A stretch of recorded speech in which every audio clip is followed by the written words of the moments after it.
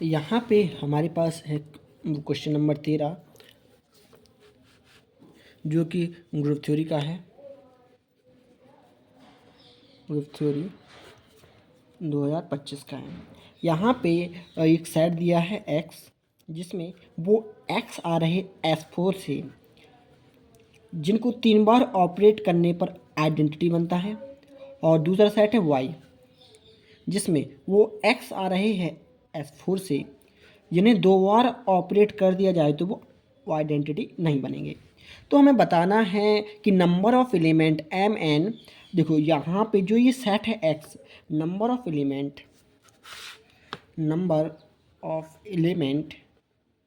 यहाँ पे n है, और जो सेट y है यहाँ पे जो नंबर ऑफ एलिमेंट है वो n है। तो हमें 4 ऑप्शन दिए गए हैं और यहाँ पर हमें ये बताना है कि देखिए, हमें बताना है कि जो m और जो n है वो इवन है या ऑड है, मतलब हमें केवल इतना बताना है, ठीक है। तो देखिए जो ये क्वेश्चन है हम इसको लगाएंगे बिल्कुल स्टेप बाय स्टेप से, मतलब जब भी इस टाइप के जो क्वेश्चन आए तो उनका जो कॉन्सेप्ट होगा वो क्या होगा। कॉन्सेप्ट, अगर हमको दे दिया जाता है कोई एलिमेंट ए, इसको n बार ऑपरेट करने पर बनती है आइडेंटिटी एलिमेंट, तो इसका मतलब ये होता है कि जो ए है उसका जो ऑर्डर होगा वो n को डिवाइड करेगा, यानी जो n है, n की जितनी भी डिवाइजर होगी वे ए के ऑर्डर हो सकते हैं। जैसे हमने ले लिया है x की पावर 6, जो कि बनता है वो आइडेंटिटी। तो ऑर्डर ऑफ 6, जो ऑर्डर ऑफ x है वो हो सकता है 1, हो सकता है 2, हो सकता है 3, हो सकता है 6, हो सकता है। ये इसकी प्रोबेबिलिटी है कि ये सारे के सारे हो सकते हैं, ठीक है।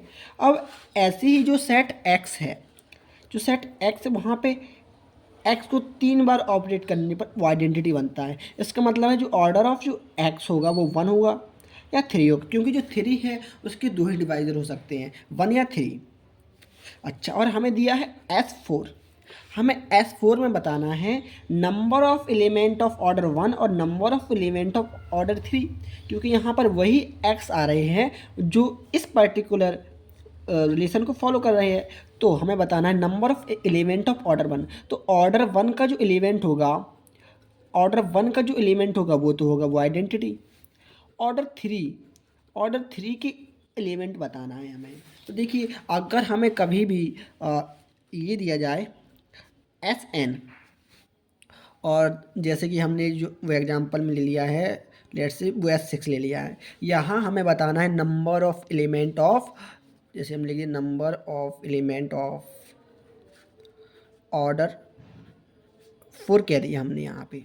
तो हमें सबसे पहले जो 6 है इसके हमें सारे के सारे पार्टीशन लिखने होंगे। फिर हमें वो देखना होगा जिन पार्टीशन का एलसीएम लेके 4 बनता है वो 4 ऑर्डर की एलिमेंट, यानी 6 है तो 6 लिख सकते हैं, 5 + 1 लिख सकते हैं, 4 + 1 + 1 लिख सकते हैं, 4 + 2 लिख सकते हैं, और 3 + 2 लिख सकते हैं 1, 3 + 1 + 1 + 1, तो ऐसे आती जाएगी हमें। लेकिन पता है कि जो 4 बनने वाला है वो यहाँ और इन दोनों की वजह से बनेगा 4, है ना।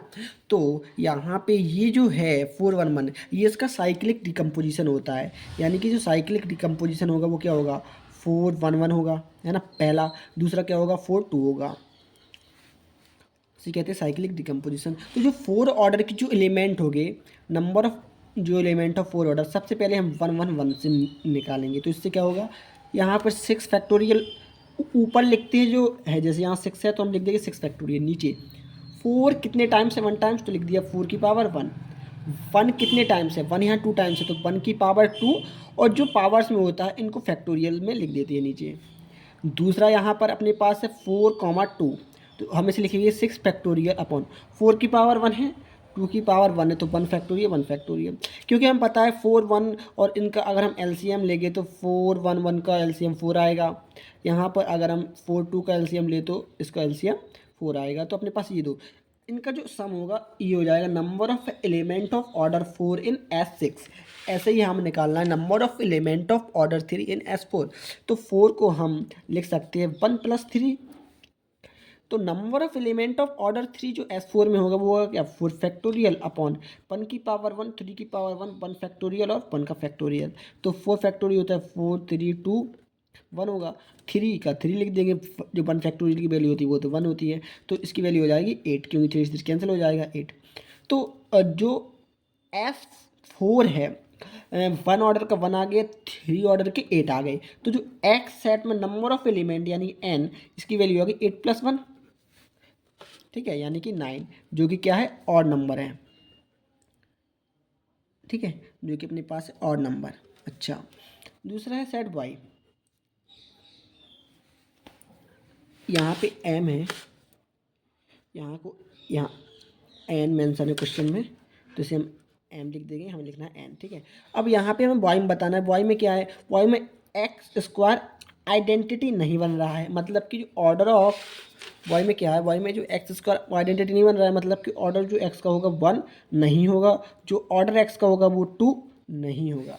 तो कौन कौन से ऐसे ऑर्डर बचे, यानी कि ऑर्डर जो एक्स का होगा वो थ्री हो सकता है, ऑर्डर एक्स का फोर हो सकता है, फाइव नहीं हो सकता है। फाइव इसलिए नहीं हो सकता क्योंकि जो एस फोर है इसके पास में वन ऑर्डर के एलिमेंट है, टू ऑर्डर के एलिमेंट है, तीन ऑर्डर के एलिमेंट और फोर ऑर्डर का, इसके पास फाइव ऑर्डर कोई वो एलिमेंट ही नहीं है, तो ये दोनों हो सकते हैं। तो बताओ नंबर ऑफ एलिमेंट ऑफ, अगर हम लिखे एन, वो क्या होगा, number of element of order three in S four, ये भी जो एक्स यहाँ है वो भी एस फोर से बिलोंग कर रहा है, तो number of element of order three in S four वो क्या है, हमने अभी अभी निकाले हैं, वो है एट, तो लिख देंगे eight plus number of element of order four, यानी कि फोर फैक्टोरियल अपॉन फोर लिख देंगे, तो eight plus four factorial upon four है, यानी four factorial four three two one, यानी सिक्स हो जाएगा यहाँ पे, यानी कि 14। तो एन की वैल्यू आ गई 40 आ गई, और इसकी वैल्यू आ गई थी 9 एम की। तो हमें पता है जो एम आया है यहाँ पर, हमने अभी अभी निकाला, एम की वैल्यू आई है 9 और एन की वैल्यू आई है 14, तो ये क्या है, एक ऑड नंबर है और एक इवन है, तो इसका ऑप्शन नंबर बी हो जाएगा राइट आंसर।